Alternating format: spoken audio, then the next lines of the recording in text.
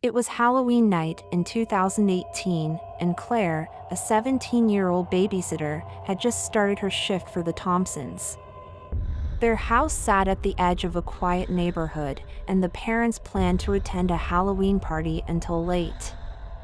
Claire was babysitting their two kids, 4-year-old Tommy and 9-year-old Abby, who were already dressed in their costumes but tired from trick-or-treating earlier.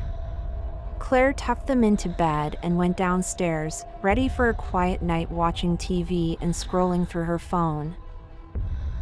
Around 10:30 p.m., as she lounged on the couch, she heard a faint knock on the front door.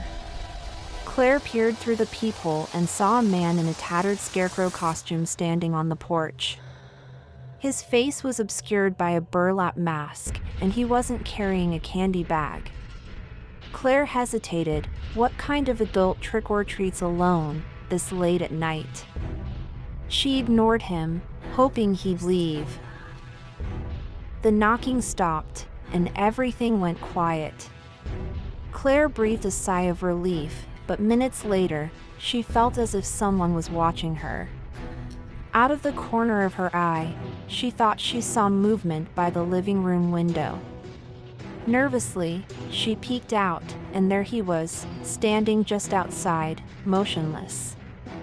This time, he tilted his head, as if curious about her. Claire's heart pounded in her chest. She locked all the doors and windows, making sure the children were safe upstairs. She tried calling the Thompsons, but the call wouldn't connect. Then, a chilling realization hit her.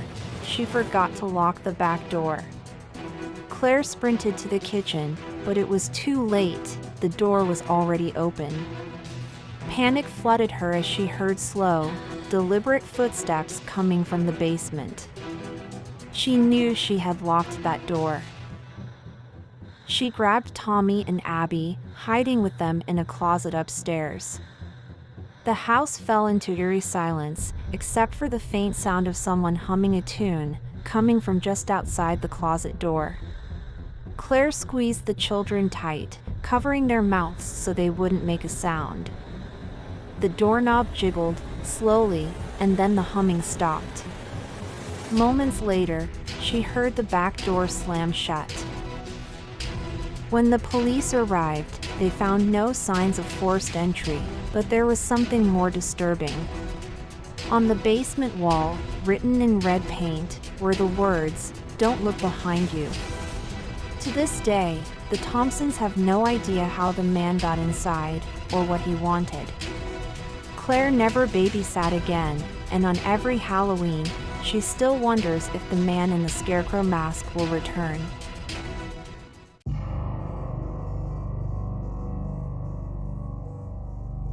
In 2020, Marcus and his 8-year-old son Jeremy went trick-or-treating together in their suburban neighborhood.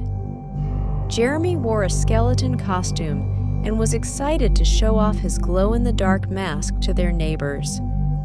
Marcus kept a close eye on him as they moved from house to house, collecting candy and chatting with other parents along the way.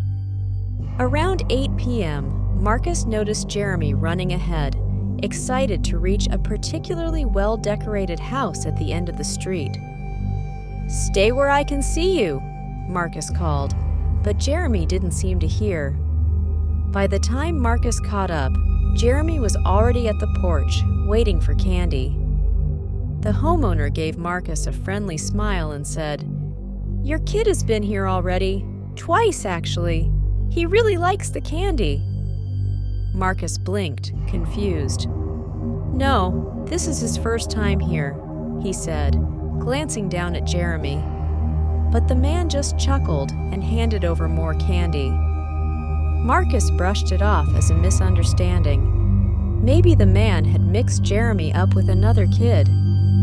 They continued trick-or-treating for another half hour, and then Marcus realized something odd. Jeremy's glow-in-the-dark mask was missing. "Hey, where's your mask?" Marcus asked. Jeremy stopped in his tracks. "I gave it to you, Dad. Remember?" Marcus frowned. No, you didn't. Suddenly, Marcus felt uneasy.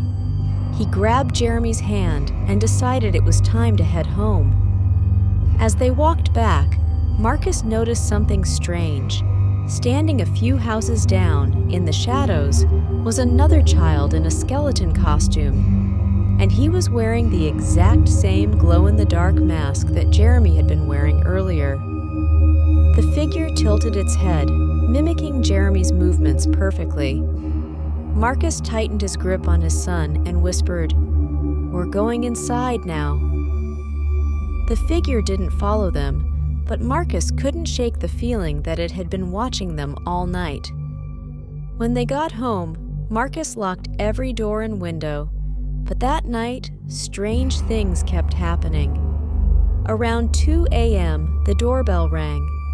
Marcus peeked through the peephole, and there, standing on the porch, was the same skeleton child, glowing mask and all. He wasn't holding a candy bag this time. Instead, he just stared at the door for a long moment before turning and vanishing into the darkness. Marcus never found out who or what the other child was. But for weeks afterward, Jeremy complained about bad dreams. "Dad," he whispered one night, "he says he's coming back next Halloween."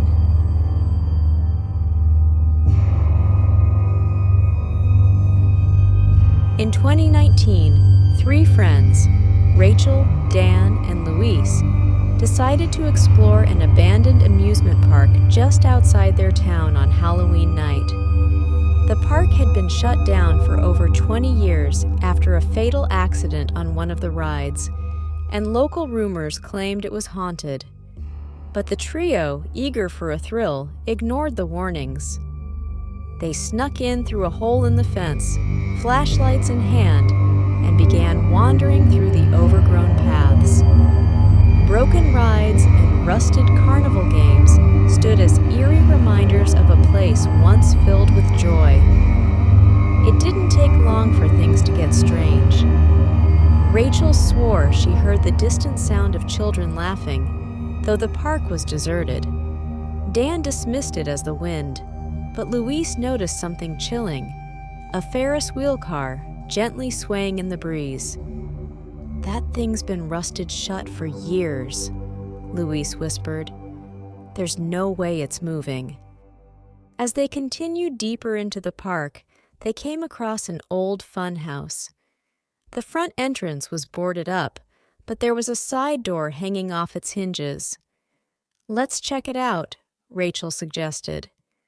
Reluctantly, the boys followed her inside. The fun house was filled with cracked mirrors, rotting props, and a lingering scent of mildew. But what really unsettled them was the carousel music playing faintly in the background. "No way," Dan muttered. "There's no power here." Suddenly, Luis froze. "Did you hear that?" he whispered. They all stood still, listening, and then they heard it, the sound of footsteps, slow and deliberate, coming from deeper inside the fun house. Panic set in. They turned to leave, but the entrance they had come through was now gone. In its place stood a wall of cracked mirrors. "This wasn't here before," Rachel cried, trying to stay calm. Then they saw him. A clown standing at the end of the corridor, his face pale and lifeless, but his eyes burning with a strange intensity. He raised a gloved hand and beckoned them forward, smiling without moving his lips. The friends bolted through the maze of mirrors, their hearts pounding in their chests.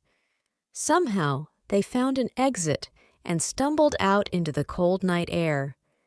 They didn't stop running until they were back outside the park's fence. When they finally caught their breath, Luis looked back at the park one last time, and what he saw chilled him to the bone. The Ferris wheel was spinning, slow and steady, with a single figure seated in one of the cars. It was the clown, waving at them from high above. The friends never spoke about that night again. But every Halloween, they each received the same anonymous postcard in the mail, a picture of the abandoned park with the words,